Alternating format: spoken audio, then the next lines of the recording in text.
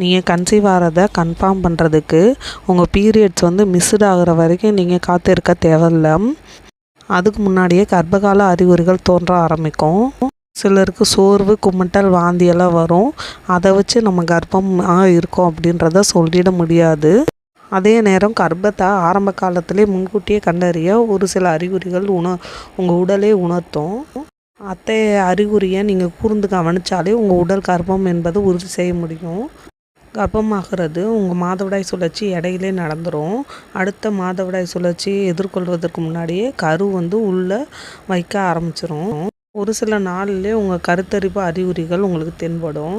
சில கருவுற்ற அறிகுறிகள்லாம் உங்கள் தேதிக்கு முன்னாடியே தொடங்கிடும். உங்கள் கர்ப்ப அறிகுறிகளில் ஆரம்ப தெளிவான அறிகுறி ஒன்று தான் மாதவிடாய் பிடிப்புகள். கன்சீவாக இருக்கும்போது உங்களுக்கு லேசான தசைப்பிடிப்புகள்லாம் இருக்கும். இந்த தசைப்பிடிப்புகள் உங்களோட பீரியட்ஸ் வர்றதுக்கு முன்னாடியே எக்ஸ்பீரியன்ஸ் பண்ணுவீங்க. இந்த தசைப்பிடிப்பு மோஸ்ட்லி உங்கள் அடி வயிற்றுல இல்லை கீழ் முதுகில் இருக்கலாம். அடுத்து வந்து உடல் வெப்பநிலை. இந்த உடல் வெப்பநிலை என்பது மற்ற அறிகுறியை காட்டிலும் ரொம்ப துல்லியமாக கணக்கிடலாம். உங்களோட ஓவலேஷனுக்கு முன்னாடியே உடல் வெப்பநிலை அதிகரித்து உங்களோட பீரியட்ஸ் வர்றதுக்கு பின்னாடி தான் இயல்பு நிலைக்கு மாறும். ஆனால் கர்ப்ப காலத்தில் உங்கள் உடல் வெப்பநிலை முழுவதுமே உயர்ந்த நிலையில் இருக்கும். இது கர்ப்ப காலத்தில் ஏற்படக்கூடிய ப்ரொஜெஸ்ட்ரான் காரணமாக ஏற்படுது. உங்களுக்கு ஓவலேஷன் நடந்த பின்னும் 20 நாட்களாக தொடர்ந்து வெப்பநிலையில் அதிகரித்துக்கிட்டே இருந்துச்சுன்னா அது கன்சீவ் ஆகிறதுக்கான ஒரு அறிகுறி.